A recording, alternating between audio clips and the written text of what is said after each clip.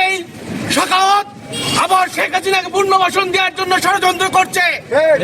আমাদেরকে আবার বাংলাদেশের প্রত্যেকটা অলিতে গলিতে ঐক্যবদ্ধ হতে হবে।